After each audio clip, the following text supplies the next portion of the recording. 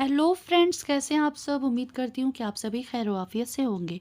Friends, आज की इस वीडियो में हम सभी कुछ सनतों के बारे में जानेंगे। चलिए शुरू करते हैं। तो सबसे पहले है तशबीह। किसी एक चीज़ को किसी दूसरी चीज़ के मुकाबले में या उसके जैसा बताने को क्या कहते हैं? तशबीह कहते हैं। यानी किसी एक चीज़ को किसी दूसरी चीज़ के मानिंद बताना, उसके जैसा बताना तशबीह कहलाता है। जैसे नाजुकी उनके लब की क्या कहिए, पंखुड़ी एक गुलाब की सी है। फिर से एक बार रिपीट कर देंगे। किसी एक चीज़ को किसी दूसरी चीज़ के मुकाबले में बयान करने को तशबीह कहते हैं। अब आसान ज़बान में किसी एक चीज़ को किसी दूसरी चीज़ के मानिंद बताना, उसके जैसा बताना तशबीह कहलाता है। जैसे नाजुकी उनके लब की क्या कहिए, पंखुड़ी एक गुलाब की सी है। आप एक एग्जाम्पल मिसाल और ऐड कर सकते हैं। जैसे दूध जैसी सफ़ेद, चांद जैसी खूबसूरत। इस तरीके से भी आप यहाँ पर मिसाल ले सकते हैं। ठीक है, आगे चलते हैं।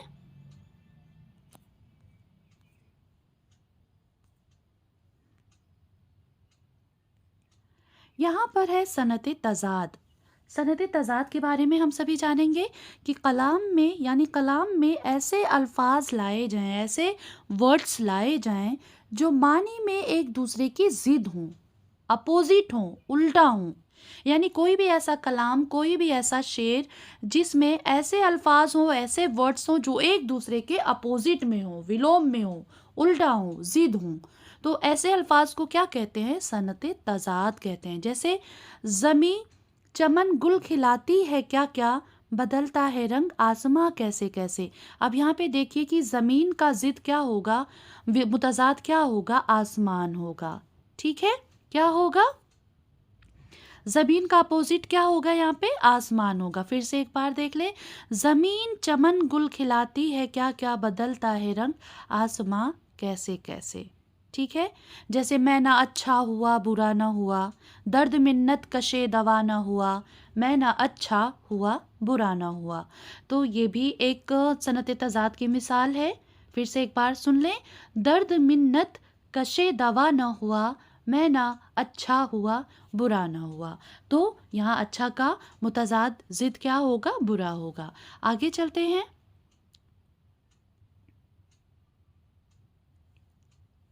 सनत इहाम। कलाम में ऐसा लफ्ज़ लाया जाए जो दो मानी हो।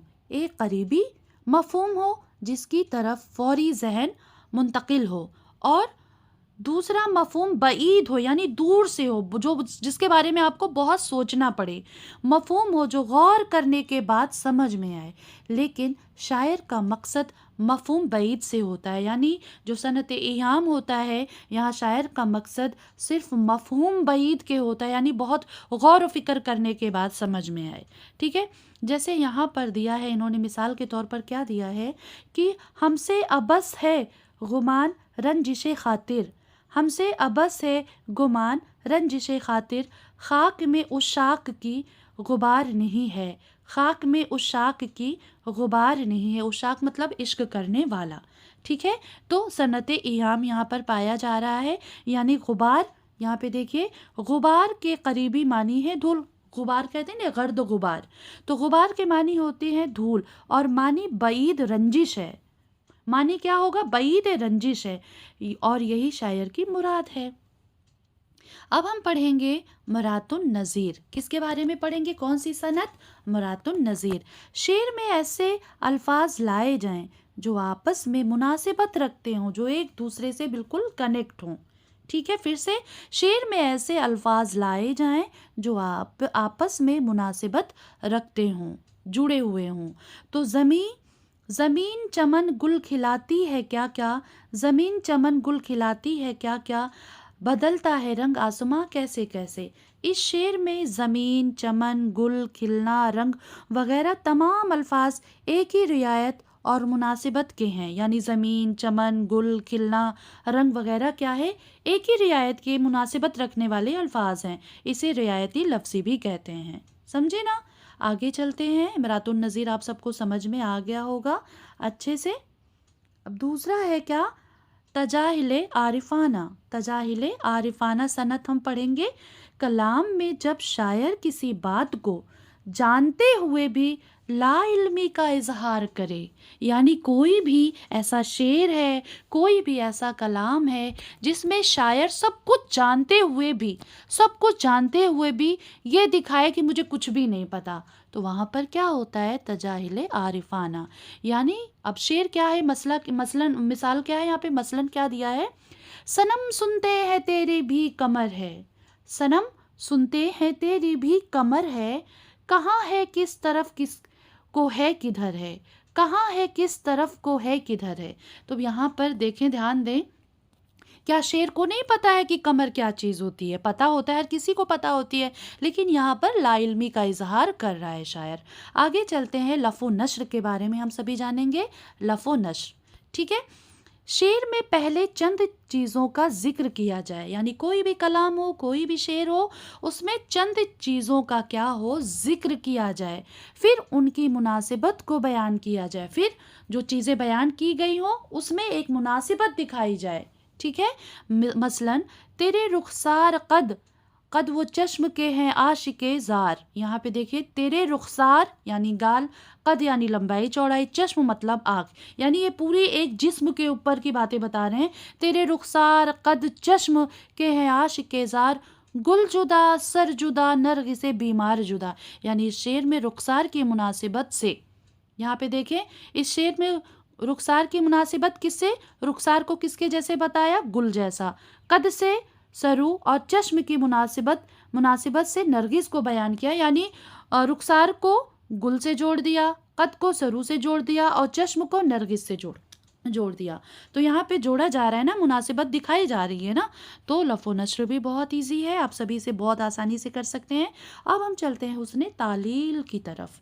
हुस्न तालील, ये सनत बहुत पूछी जाती है। किसी बात या चीज़ को कोई ऐसी शायराना वजह बताई जाए, यानी किसी बात या चीज़ की कोई ऐसी शायराना वजह बताई जाए जो हकीकत में उसकी वजह हो ही ना, जो हकीकत में उसकी वजह हो ही ना। अब जैसे मिसाल के तौर पर यहाँ पर दिया है कि प्यासी जो थी सिपाह खुदा 3 रात की, प्यासी जो थी सिपाह खुदा 3 रात की, साहिल से सर पटकती थी मौजे फुरात की। यहाँ पर मान लीजिए कि प्यासी जो थी सिपाह खुदा 3 रात की, साहिल से सर पटकती थी मौजे फुरात की, यानी जो खुदा के सिपाही थे वो 3 दिन के भूखे प्यासे थे, उनकी प्यास को देख करके जो नदी के किनारे जो मौजें लहरें आके टकरा रही हैं, तो शायर ये दिखाना चाह रहा है कि उनकी प्यास को देखते हुए जो नहर फुरात है उसकी जो लहरें हैं, जो मौजें हैं, वो तड़प रही हैं कि कैसे भी करके मैं ये पानी उनको पिला दूं। लेकिन आप सबको पता है कि कोई भी नदी हो, समुद्र हो, जब उसके किनारे पानी की लहरें आती हैं, पानी की मौजें आती हैं, तो ये तो एक फितरी है, लहरें तो आती ही आती हैं हर हाल में। लेकिन यहाँ पे इसमें एक खूबसूरती दिखाई गई है कि नहर फुरात की जो मौजें हैं, जो लहरें हैं, वो उन प्यासों को पानी पिलाने के लिए तड़प रहे हैं। समझ रहे हैं? तो यहाँ पर किसी बात या चीज़ की कोई ऐसी शायराना वजह बताई जाए जो हकीकत में उसकी वजह ना हो। क्या ऐसा पॉसिबल है कि पानी जो है, लहरें जो हैं, मौजें जो हैं, बिल्कुल तड़प रही हैं, उछल रही हैं कि मैं इन प्यासों को पानी पिला दूँ? तो यहाँ पे खूबसूरती दिखाई गई है। ठीक है, आगे चलते हैं। उम्मीद करती हूँ कि आपको अच्छे से समझ में आ गया हो उसने तालील। अब चलते हैं सनत तलमी। ये भी बहुत पूछा जाता है एग्ज़ाम में।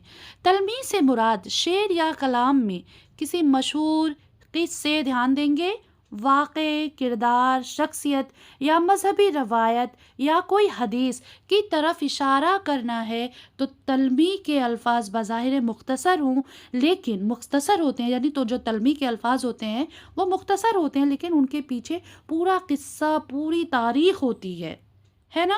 कि अब जैसे यहाँ पे है कि ये मिसाल के तौर पर देखिए, क्या वो नमरूद की खुदाई थी? बंदगी में मरा भला ना हुआ। नमरूद जो खुदाई का दावा करता था, है ना, इसके पीछे भी एक बहुत बड़ा किस्सा है, बहुत बड़ा किस्सा है। इब्ने मरियम हुआ करे कोई, मेरे दुख की दवा करे कोई। इब्ने मरियम یہ بھی آپ نے قرآن شریف میں قصہ اس کا پڑھ رکھا ہے۔ تو صنعت تلمی وہیں ہوتا ہے جہاں پہ کوئی واقعہ، قصہ، کردار، شخصیت یا مذہبی روایت یا حدیث بیان کی گئی ہو، وہاں پر کیا ہوتا ہے؟ صنعت تلمی ہوتا ہے۔ اب ہم چلتے ہیں استعارہ کی طرف۔ یہ بھی ایگزام میں بہت زیادہ پوچھا جاتا ہے کہ جب کوئی لفظ یا کوئی چیز اپنے حقیقی معنی کے بجائے، حقیقی مطلب جو بالکل سچ ہو، جو پختہ ہو، حقیقی معنی کے بجائے مجازی معنی میں استعمال کی جاتی ہیں تو استعارہ کہلاتی ہیں۔ پھر سے ایک بار، جب کوئی لفظ، کوئی ورڈ، کوئی شبد یا کوئی چیز اپنے حقیقی معنی کے بجائے مجازی معنی میں استعمال کی جاتی ہے تو استعارہ کہلاتی ہے۔ جیسے پتا پتا، بوٹا بوٹا، حال ہمارا جانے ہے، جانے نہ جانے گل ہی نہ جانے، باغ تو سارا جانے ہے۔ اس کو ایک اچھے سے غزل بھی ہے، بہت پیاری سی ہے۔ پتا پتا، بوٹا بوٹا، حال ہمارا جانے ہے، جانے نہ جانے گل ہی نہ جانے، باغ تو سارا جانے ہے۔ اس شعر میں پتے، بوٹے، باغ، گل کی حقیقت کچھ اور ہے، لیکن میر تقی میر نے ان الفاظ کو مجازی طور پر پیش کیا ہے۔ اچھا، میرا یہاں پر ایک مشورہ ہے بچوں، جب بھی آپ کوئی بھی صنعت پڑھو، اس کی ڈیفینیشن، اس کی تعریف یاد کر لو۔ اگر کوئی کلام، کوئی شعر ہے تو اسے ایک اچھی سی راگ میں، کوئی اچھی سے دھن میں یاد کر لو تو وہ ہمیشہ کے لیے یاد ہو جاتا ہے آپ سب کا۔ اب جیسے یہ پتا پتا، بوٹا بوٹا، حال ہمارا جانے ہے، جانے نہ جانے گل ہی نہ جانے، باغ تو سارا جانے ہے۔ تو امید کرتی ہوں بیٹا کہ جتنی بھی صنعتیں میں نے آپ سب کو پڑھائی بہت اچھے سے سمجھ میں آ گئی ہوں گی۔